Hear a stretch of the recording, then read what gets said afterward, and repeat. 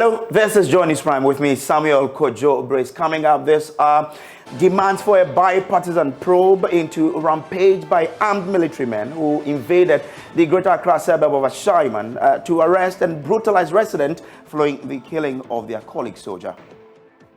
You cannot take anybody's life into your own hands. It is never done. And whoever has done that, I want the police and then the military to go after that person, arrest the person, and let the person face the full rigors of the law. But that is not to say that the military should take the law into their own hands. We'll hear from victims of the brutalization, including a father who's looking for his 3 children taken away by the military. Regrettably as it is symptomatic of the steady global decline in measles vaccination since the beginning of the COVID-19 pandemic. There have been no deaths from the recently recorded spike in measles cases. 3 of them has been forcibly taken, and armed civilians. What crime have they committed? Meanwhile, the minority serves notice it will not tolerate any explanation from the health minister on the shortage of vaccines as they demand the situation is resolved immediately. Now, made to lay in the rain, beaten mercilessly, and taken away to unknown places. That is what some residents of Official Town and Taifa suburbs of Ashaiman endured Tuesday dawn when some irate military men invaded the community to avenge the alleged murder of their colleague. Our cameras were there, and this is what they captured. So this is the street of Official Town, Ashaiman. This is where we understand some military men came to brutalize residents of this community Tuesday dawn. In semblance to how some of the 3 judges were killed in the military regime were picked up, we are told somebody will knock your door, and then when you come out, you are picked. And some of them were brought to this joint where they are asked to lie down. Some of these residents have been telling Joy News the troubling experience they had at the hands of these military men. You are here. Tell us what really happened. Oh, personally, I don't know what really happened though, because every blessed day we do go work and every day. So this dawn, I was just indoor when a lady in my house shouted, "Obin Jimmy." So we came out, tried to find out what is happening.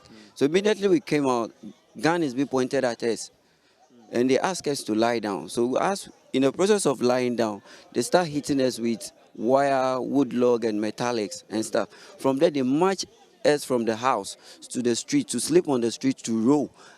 In the process of rolling too, they are hitting us, and they send us to a T-junction at the top here. That's where we went and met a lot of men are being kept there.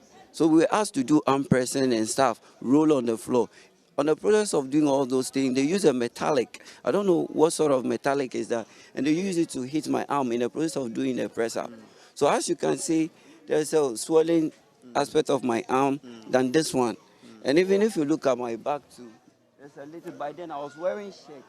So it wasn't serious at that point in time. Oh, so yeah. Those are the marks? Yeah, those are the marks. We were indoor. This man and I, and the third person is in right now. I don't know what is happening to it. Because by the third person is not wearing anything, only boxer. Only boxers is wearing, so their own is much terrible than mine. Wow. Yeah.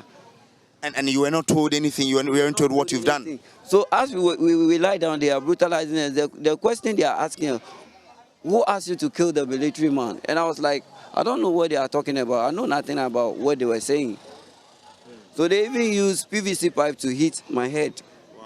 And it broke into 2. Thank you.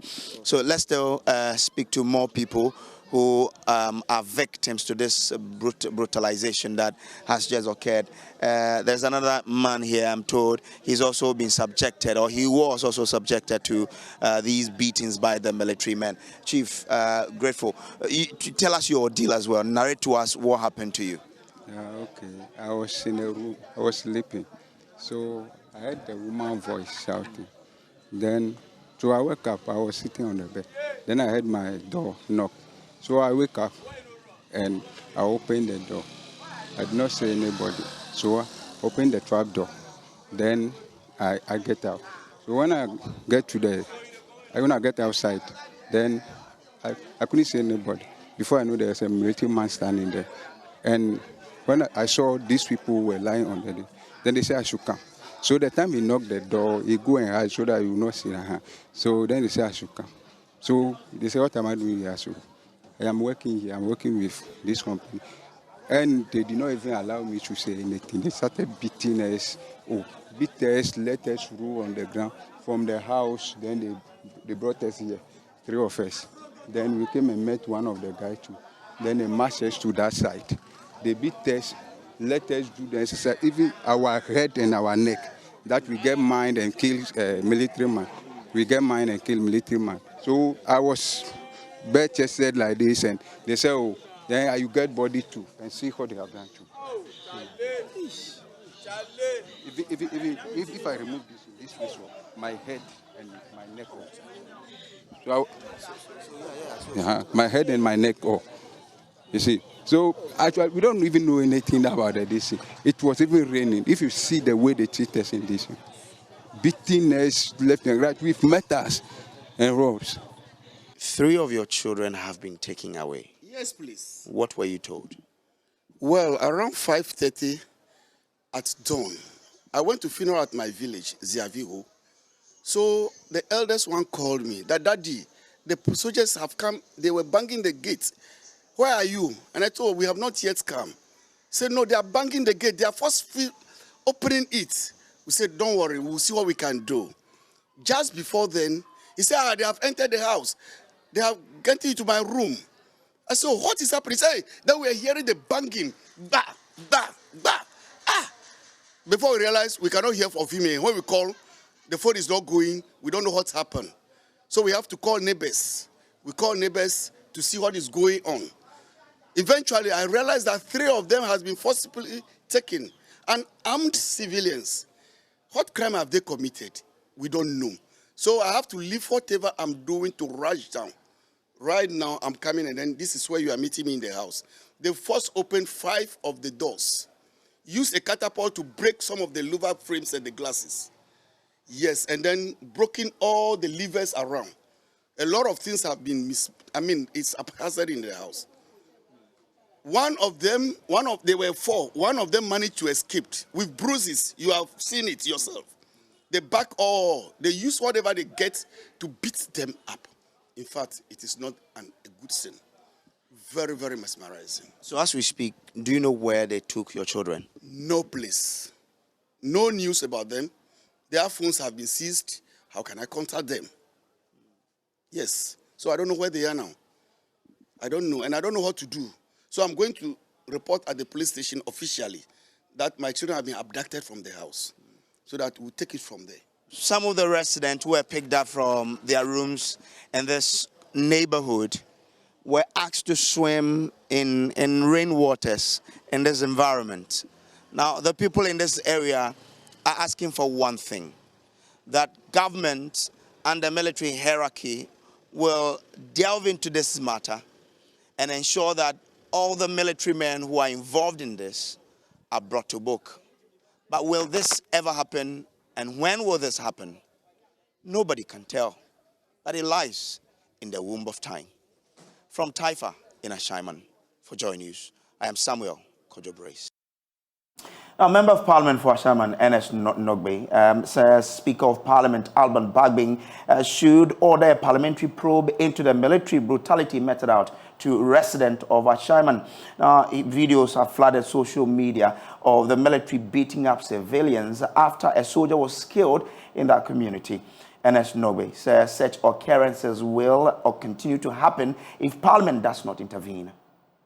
So far, they have to recall their men back to the barracks, and I'm also making a statement on the floor. The Speaker will have to refer this matter to the Committee of Defense and Interior, which I belong, and so that we probe into it, because this is becoming one too many.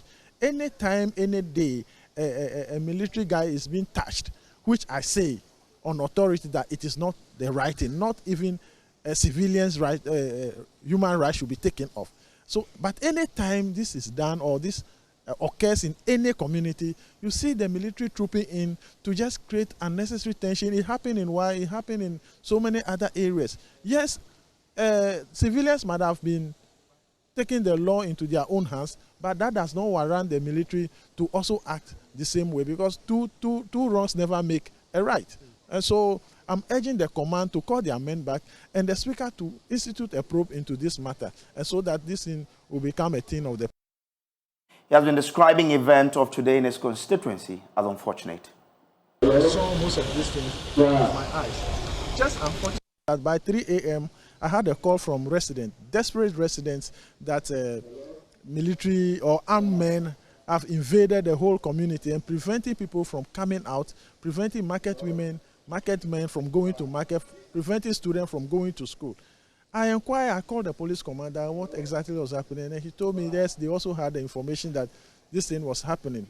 Why was this thing happening? Because one of their own was killed in Ashaiman on Saturday, which I may condemn on no uncertain terms, because you cannot take anybody's life into your own hands. It is never done. And whoever has done that, I want the police and then the military to go after that person, arrest the person, and let the person face the full rigors of the law. But that is not to say that the military should take the law into their own hands by invading the whole community, the whole Ashaiman constituency, molesting people, molesting residents of the community, preventing them from going about their daily activities. It is not done. That is human rights abuse. You can't just get up, walk into a community because one or two people have committed a crime and you are looking for the perpetrators of such crimes, and so therefore everybody in the community has become a suspect all of a sudden. It is never done. So let's take a look at Ghana's Premier League now and ask the question, why do Ghanaians opt for the European football more than the local league? Well, while the Ghana Premier League only brings you a few eyeballs, per match, Europe's top leagues are able to fill stadiums with people and millions following globally. Now, domestically, several attempts have been made to rake in support for Ghana's league, but that appears to cure, it appears the cure is not at hand. Now, over the weekend, the President's Cup gave us an idea about how low the Ghana's league has sunk, because the match between Kotoko and Hartlepool only failed to draw in supporters even when the gate was free for people to attend. So exactly what is wrong with the Ghana Premier League and football, development in the country in general? Joy Sports' Gary Al Smith and Gideon Awuni, who is a sports analyst, will be joining us to understand what exactly is happening. Gentlemen, grateful that you're joining us here. Gary, I would want to start with you. So what exactly is wrong with the Ghana Premier League and football development in the country in general?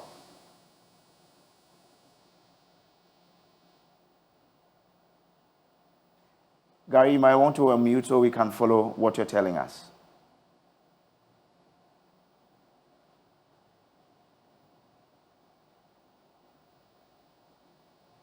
Okay, so we're working the line so we can bring you that conversation, because it's important we understand why the league has sunk so low that people are not following now. Gary, I can hear you now. So question is, what is wrong with the league that now people are not interested in it, and why is football development in this country at the level it is now? Well, I was saying that this is a very big question, and we might need more than the allotted time to, talk about. But in summary, really, it's years and years of different things. So point one will be that, in short, May 9, 2001 was a huge cause of it. People simply stopped having faith in the products that was the Ghana Premier League for safety and security reasons, especially in the big cities. Then a big thing is the coming of cable TV, accessible cable TV, with as little as 50 cedis now. You can have a plethora of world-class football that, to be honest, is far superior to the products that we offer in Ghana. In the highlights that you are looking at right now, you look at the pitch, it's not great. You look at the aesthetics, it's not great. The jerseys, not great. People can, with a switch of a button on their remote, go to England, Spain, even South Africa, where the pitches are better. And so, people who have choices will go for what is nicer and what is more beautiful. So this is point two. Point three is that we ourselves as a people have shot ourselves in the foot for a very long time. What do I mean by that? The investments that the European leagues and other leagues around the world make, we don't make a quarter. In those places, the states are involved, Grace. So that is to say, the state puts money into the basic infrastructure because there's nowhere in the you love your football, where you love to watch football, where people or football people, as they are known here, do it themselves. There is no country in the world. They need the bedrock of the state to do that. So, in summary, I could give 10 reasons, but let's just take these three as three major reasons why our football is not attractive and why people will opt for other products than the Ghana Premier League. Now, you are someone who has covered local, international tournament. What is it that the country is missing? So yes, I spoke about the state involvement. So name your Af league. Let's not even go to Europe, Grace. Name your African league that you think is better than ours. And straight away, I could give you a guess as to the level of state involvement. So if Asante Kotoko or Heart of Oak have even qualified for the African Champions League or the CAF Confederations Cup, right? When the Moroccans or the Egyptians are coming down to Ghana, most of them have transportation sorted out, like a direct flight is sorted out by the state. Meanwhile, your Asante Kotoko and Heart of Oak will probably have to take about 4 or 5 flights before they go to Egypt or Morocco or something. You are not on their level. Yes. Recently in Morocco, they hosted the Club World Cup. It is wrong, and I've heard a few people say, oh yeah, the Moroccan FA, no, the Moroccan FA don't do anything. The government of the day, so Morocco is a monarchy. The king has decided that football is important for youth development, sport is important for youth development. So the government have poured a lot of money because the Moroccan FA cannot do it all. I know it's easy to bash the GFA, that, yeah, they get money, but the truth of the matter is that without state involvement, and even when our football was great, the government had a big, big, big hand in it. So that is just one, yeah. Now, there was this whole campaign about Bring Back the Love, which initially was on fire, but it took a nosedive. Why did that happen? Yeah. Well, exactly for the reason that I am espousing, Grace. The GFA came and they had the people's trust. So people gave them the benefit of the doubt, didn't they? Right? And so the next thing would have been for example, a hand bigger than the Ghana Football Association, because the GFA don't have the money to do some of the things that we see our South African, Egyptian, Moroccan colleagues do. They simply don't have the wherewithal to do that, So the next step would have been that, okay, they have started Bring Back the Love. They are encouraging the media. They had a media roundtable. They came to the multimedia group, and so they gave us access and all that. But then they could not maintain it because, it's the GFA. They are not the government of the day. And I think rather than say government, I have to use states. Because if I say government, then I mean, MPP or NDC. Yeah. But the states, so regardless of who is in power, have to help the GFA. Otherwise, it is absolutely going to be a 9-day wonder. So today we are talking about this because Asante Kotoko came to Accra and they were playing Heart of Hope. Let's assume that the stadium was filled to capacity with 40,000 people or whatever, right? Yeah. That would have been because fans of Heart of Oak and Asante Kotoko love their teams, and so they will pay and come to the stadium, all right?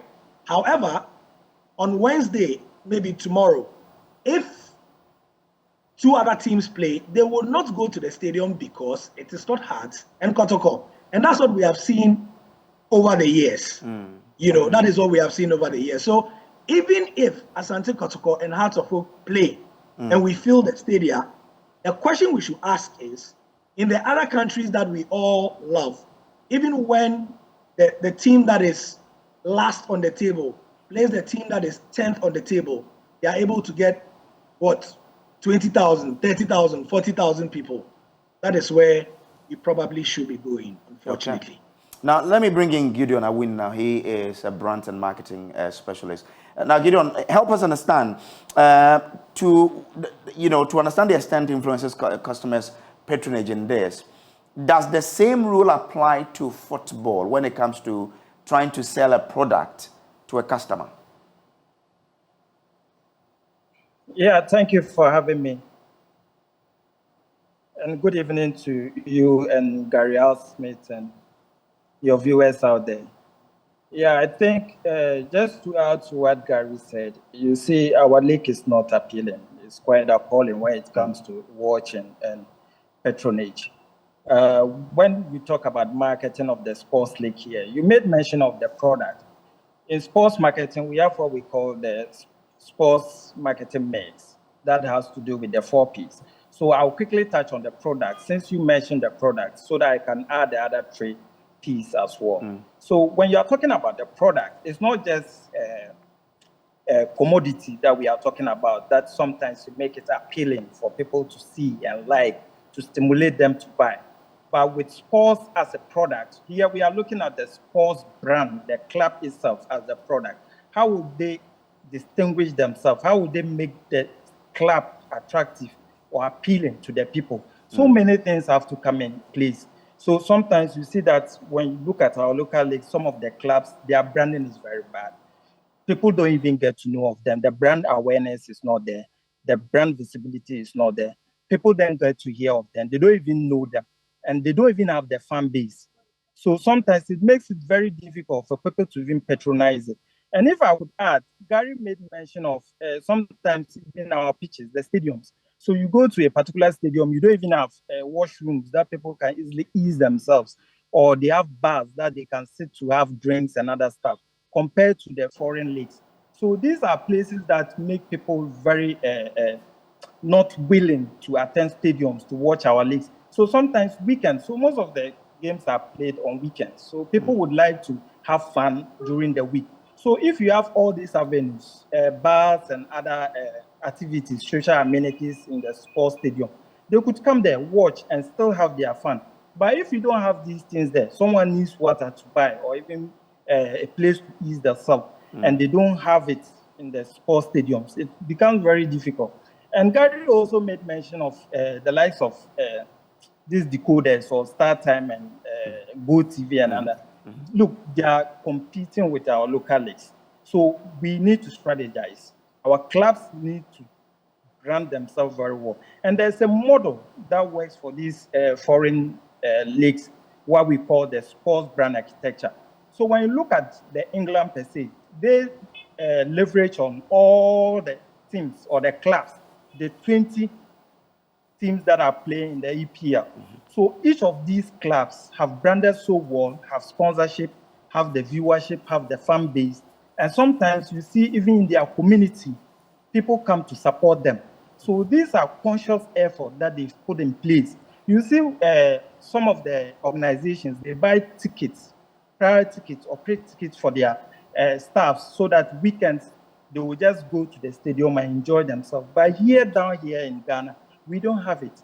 So people during the weekends would like to go and sit at pubs, sit at bars, watch even DSTV, not even consuming our local leagues, which is quite appalling. Okay. And we can also call on government to also support, as Gary said. Yes, it's very fantastic. Government can push. Look, we have what we call the sports tourism. It's not just about you supporting the sports per se, but the tourism nature of it. We can market our league in such a way that people will even admire and come and learn from us, or come and visit some of these club teams to see how they have branded or how they have changed over time. So we can do that. And when we look at the sports brand architecture, I even made mention of, the Spanish are also using a different model of the sports brand architecture. They have tried to pick Real Madrid and Barcelona. These are 2 giant teams in the Spanish leagues that they have used these 2 teams to market their league, and it is really fetching for them. So Ghana here, we can also leverage on Hearts of Folk and Asante Kotoko as the 2 bigger teams in Ghana. Model it, copy like the Spanish model, and also brand it in such a way that these 2 teams can really fetch the people or even bring the the fan base to come and watch in the sports stadium. And it's quite appalling. Even Sunday, when Kotoko has played, people were enthused and happy watching Liverpool and Manchester United. Interesting. Very interesting point you raised there. Now, we were on the street to understand from the public what they do make of what's happening and what could be done to bring back this love. Let's listen to some of them. Because sometimes the referees are not good and we don't have quality players on the pitch to watch them. Because when you look at the teams that we have now, the players that we have in the country, we don't have quality players like Charles Taylors, Ishmael Addos, Ember Powers. If somebody is holding the ball, you don't know who to pass the ball to, that the person will show the skills. Like now, when you are watching Real Madrid, you know that you can see players like Vinicius Jr. When you are watching Manchester, you know that, oh, Rashford is there. When you are watching Chelsea, you know that Fofana is there. So that's why now people are not going to the park, because we don't have quality players in the pitch that we are going to watch them. The skillful players are not there so that we can watch them and at least be happy on the pitch. Oh, the problem is very simple. Our football now is not attractive. You can see as we went to the Chan tournament, our boys are not paying anything. If Niger can score Ghana, our local team, then it's me, our team is totally off. It's no more attractive. We don't have stars in the league to go and watch. People go to stadium to go and watch stars or performance of teams. But if your performance is not good and you are always selling your stars outside, who is going to watch? Who are you going to watch on the field? So our first problem is our stars are not available to go and watch. And secondly, our league is not attractive. Yeah, we have to we have to pay our players well for them to stay a little bit small before they can go to abroad. That's what we can do. Those days, we went to stadium to go and watch Don Bote, Chastela, Osekufor, Samir J. But now there's nobody, there's no star. The reason why President Cup, and our league, as I go Sunday, to me, I can just say a problem there too. But we league features, big match like this, I think say almost share up to the foreign side, But due to the bet in youth now, we to see, you need the foreign matches, actually more than the local matches. Well, Gary, let me come to you for your final words. Let's look at your reaction to what the public had to say. Well, I think you had it there. You had it. I mean, football is a really, really simple business, Brace. 22 people chase one ball and want to put it in the net. If I am going to the stadium, I want a guarantee that the 22 players there know how to play the football. And the people in the street are telling you that they don't know any of the people there who puts the ball in the net. They can't identify with them. When people like me and the media build up maybe Brace and say, oh, this guy is good, this guy is good. Within 6 months, Brace is gone to Afghanistan. Then Joy FM start again. Oh, Kojo is good, Kojo is good, Kojo is good, Kojo is good. Within 3 months, he's gone to Niger. Then we say, Kwame is good, Kwame is good. At the end of the day, when Gideon takes his 1 CD to go and watch Brace, after 6 months, he is gone. Just when he's developing an affinity with Brace. Then he takes another 1 CD to go and watch Kojo.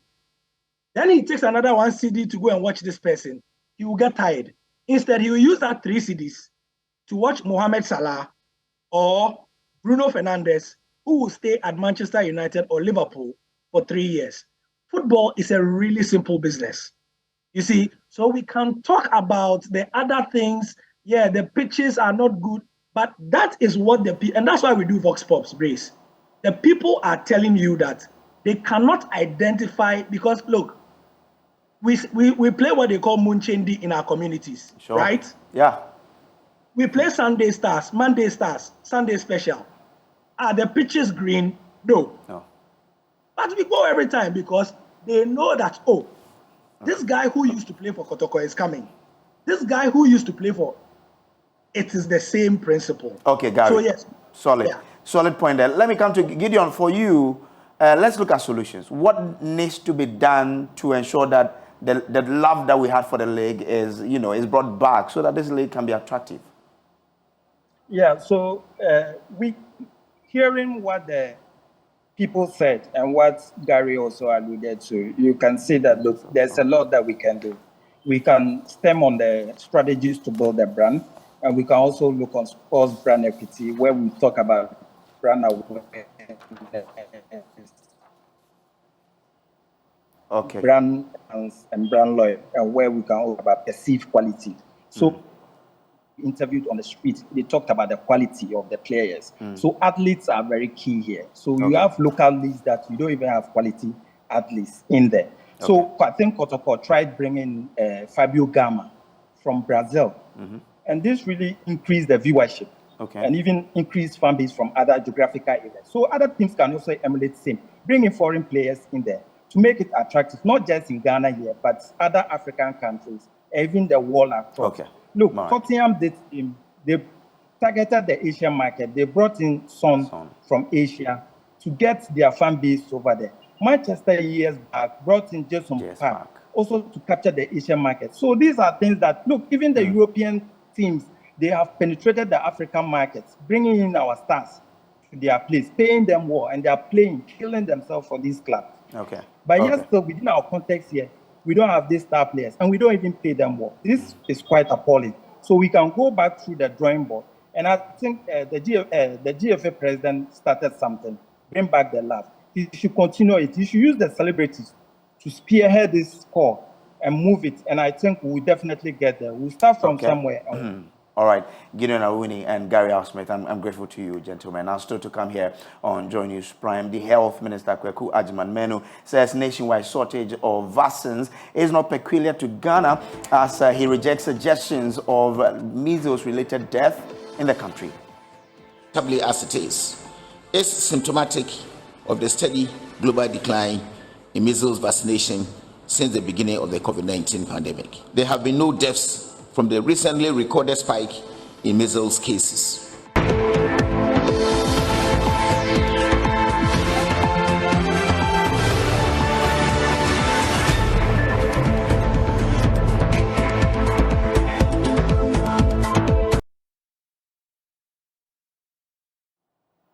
Welcome back from the break. Now, the Health Minister, Kweku Agyeman-Manu, has says the nationwide shortage of vaccines is not peculiar to Ghana, citing global decline of vaccination since the outbreak of the COVID-19 pandemic. Since 2022, there have been shortage of essential vaccines for the immunization of children to some diseases.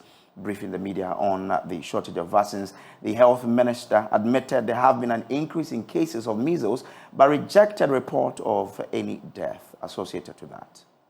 We have had some vaccine shortages in the country since the last quarter of 2022. The vaccines in short supply are BCG, measles, rubella, and oral polio vaccine, OPV. This shortage is nationwide. The recent shortage in vaccines for measles, as regrettably as it is symptomatic of the steady global decline in measles vaccination since the beginning of the COVID-19 pandemic. And permit me to quote from a WHO recent publication on the subject that puts the challenge we are dealing with into perspective. And I will quote: measles vaccination coverage has steadily declined since the beginning of the COVID-19 pandemic. In 2021, a record high of nearly 40 million children missed a measles vaccine dose. 25 million children missed their first dose, and an additional 14.7 million children missed their second dose. A joint publication by the World Health Organization and the United States Centers for Disease Control and Prevention reports. This decline is a significant setback in global progress towards achieving and maintaining measles elimination, and leaves millions of children susceptible to infection. And Ghana's Minister of Health has been making efforts to ensure we secure adequate stocks of vaccines despite this global challenge.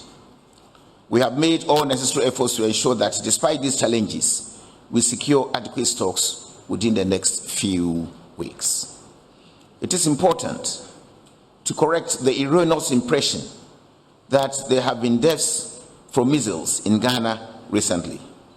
For the avoidance of doubt, there have been no deaths from the recently recorded spike in measles cases. Indeed, there have been no deaths since 2003 in our country, though we have recorded cases annually.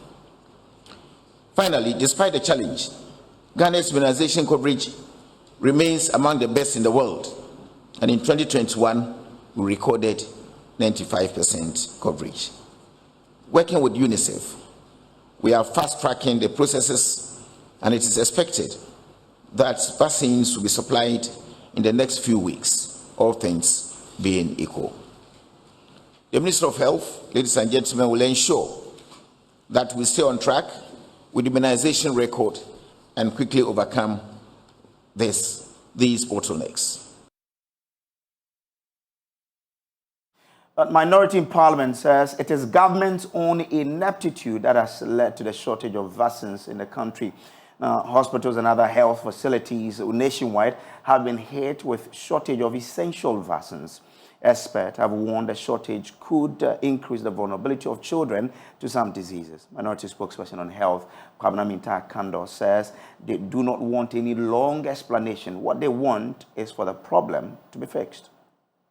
We started recording measles in this country around October 2022, 4 clear months ago. This is an emergency situation. And the minister and the government, this is a clear failure of government, have looked on 4 clear months ago, and we still don't have vaccines in our system. I think that this is unpardonable, because in the planning for vaccines procurement and its deployment, we are supposed to plan ahead. So, for example, we look at the allocation for vaccines for 2024 in 2023. We look at the vaccines allocation for 2023 in 2022. So why have you run short of these vaccines? I think that this is highly unacceptable, especially so when these vaccines are not over-the-counter medications where people can walk in and buy these vaccines. They are very sensitive and highly protected by organizations and states. So if you don't have the vaccines, all the children in this country are at a very high risk, especially coming from the northern part of the country where now Burkina Faso is unstable. So parents, women are now coming into the country with their babies. And there's no law that compels us to vaccinate or inspect whether or not they have been vaccinated before they enter our country. So this is a very sensitive matter. It's an emergency issue. We are not so much interested in big English. We are not so much interested in complex explanation. What we are interested in, and I'm expecting to hear, is that at the end of the day, the minister announces that they have taken delivery of vaccines, and for that matter, tomorrow, they are starting the distribution of those vaccines. That is the only way out. Now, according to Kwabena Kando, it should be a crime for one to sit aloof and watch vaccines to short in this country, putting children at risk. Every child in this country, per the 1992 Constitution, has the right to good health care. I believe that the minister responsible for health and the president, the vice president, they all had the opportunity to immunize their children, including their grandchildren. And somebody created that opportunity. In some jurisdictions, it is even a crime to sit aloof to allow the shortage of vaccines in your country, to look on whilst vulnerable children are getting infected with diseases that can easily be prevented or avoided.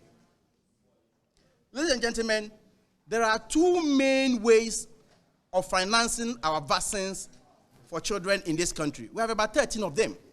Out of the 13, Gavi is co-financing about 10 of them.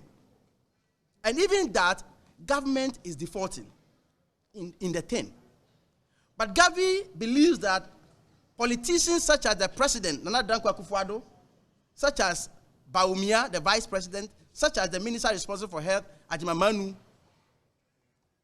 cannot take, or the children cannot be punished because of their sins. And so even though we are owing, Gavi is still supplying those 10 vaccines.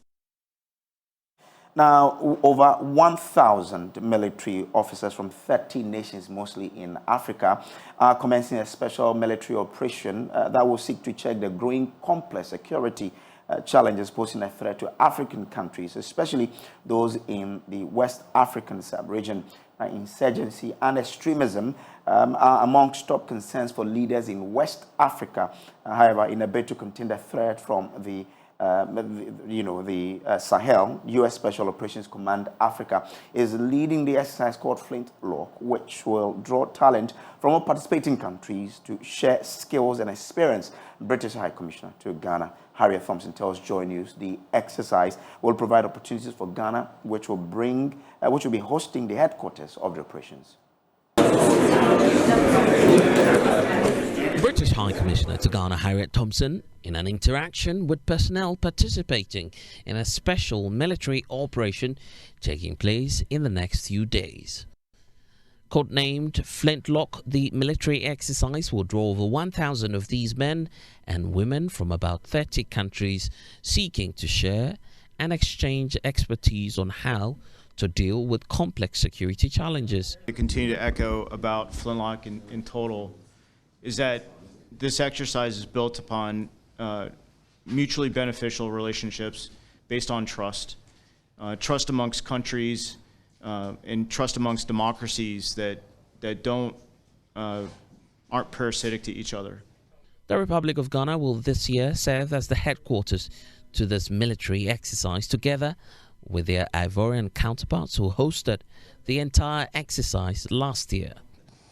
For this year, we have 29 different countries participating in the exercise. Apart from the 29 different countries, we have some countries that are here as observers. So going forward, so you can see the whole spectrum, and it's not just West Africa. It's a global thing. I mean, there's a time not to just think about yourself, because if it attacks you, it attacks everybody. Spearheaded by the U.S. Special Operations Command Africa and the United Kingdom government, Flintlock intends to also strengthen the ability of key partners in the region to counter violent extremist organizations. The UK High Commissioner to Ghana, Harriet Thompson, believes this will present an immense opportunity to participating countries. It's a huge opportunity. I mean, first of all, it's a huge exercise with 29 different countries taking part, 1,300 troops involved. There's huge opportunity for them to learn from each other as we undergo this exercise, and that's the point of the exercise. We're very confident that things will go wrong along the way. There'll be an enormous number of lessons to be learned, and by having countries working side by side alongside each other, they will really understand how their counterparts in different countries do things. They'll learn some from people with tremendous experience of managing this sort of operation, and hopefully, as a result, be better able to deal with this kind of a scenario should it actually come to pass. How many, in terms of the troops are we expecting to arrive here in Accra to participate in that exercise? So the exercise is taking place across 4 different sites, 3 of them in Ghana, here in Accra where we're hosting the headquarters, also up in Tamale, or near Tamale, and near Sogakope, and then in Côte d'Ivoire as well. So 4 different sites. Most of the troops will be out of Accra, taking place in the sort of operational exercise, whereas the joint task force headquarters is what we're hosting here in Accra, where they will be overseeing, commanding, making sure things are staying on track, helping with the planning, etc. Now, the Civil and Local Government Service Staff Association, CLOCSAG, is calling for an end to political appointment into civil service, as it describes the Presidential Office Act at Forces 3 as unconstitutional. Now, CLOCSAG says the law has been overly exploited by past government and is serving as conduit for the appointment of politically active persons, sometimes with no experience into the service. They simply want the law to be nullified. Michael Ashley has more in the following report. The Presidential Act 463 of Ghana established the Office of the President as a corporate body responsible for the administration of the civil service of Ghana. It outlines the functions and responsibilities of the Chief of Staff and other staff of the Office of the President, as well as the Public Services Commission responsible for the recruitment, promotion, and discipline of civil servants. The Act aims at ensuring effective functioning of the civil service, promotes good governance and accountability, and develop policies and programs for the improvement of the civil service. But the Civil and Local Government Staff Association says the law has been exploited by governments. Speaking at a news conference, the Executive Secretary, Dr. Isaac Boateng, said the law is inconsistent with the Constitution. The Presidential Office Act 1993 Act 463 is unconstitutional. It is worrying that the Act gave unfettered powers to the President to appoint all categories of presidential staff without any requisite qualification and experience on the part of those presidential staffers and assistants. The only limitation is in the law is for the President to just inform Parliament about the numbers involved. Friends of the media, this is a very bad law used by the executive to its advantage. The promulgation of the Presidential Act 1993 Act 463, enabling the President to appoint persons described as presidential staffers or special assistants, is unwarranted and a conduit to employ party apparatchiks and guru boys to undermine the work of the public services that are constitutionally mandated to assist government in its work. Article 17 and 195, 1 and 2 clearly give the mandate to appoint public officers, which does not include the power given to the President in the Presidential Office Act to appoint presidential staffers. The appointing power of the President given in the Presidential Office Act is therefore inconsistent with the provisions of the Constitution. Clocksack said over the years, government has used the law to appoint party affiliates into institutions that is mandated to be apolitical. Dr. Isaac Boateng believes it is time to nullify the law after 30 years. Government should immediately take steps to nullify the Presidential Office Act 1993 and revert to the use of public services to appoint and manage officers serving at the office of the President as required under the Constitution. Article 197 of the Constitution has adequately mandated and positioned the Public Services Commission to ensure that the necessary administrative, regulatory, managerial, institutional arrangements are put in place in the office of the President. It states that the Public Services Commission may, subject to approval of the President, make regulations by constitutional instrument for the effective and efficient performance of its functions under this Constitution or any other law.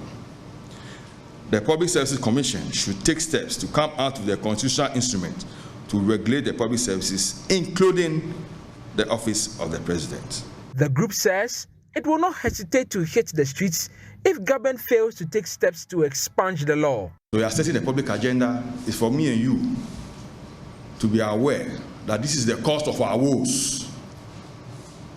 The next move we'll do is that we'll be collecting signatures all over the country. And then from there, don't be surprised if it moves to demonstrations. For Joy News, Michael Ashale. And that's how we wrap our bulletin for you today. There's more news on myjoyonline.com. But remember to brush your teeth before you sleep and tomorrow morning with Pepsodent product. Pepsodent charcoal, Pepsodent herbal, all of that, because you know that with Pepsodent, every smile matters. Visit myjoyonline.com for more news and information. My name is Samuel Kojo Brace.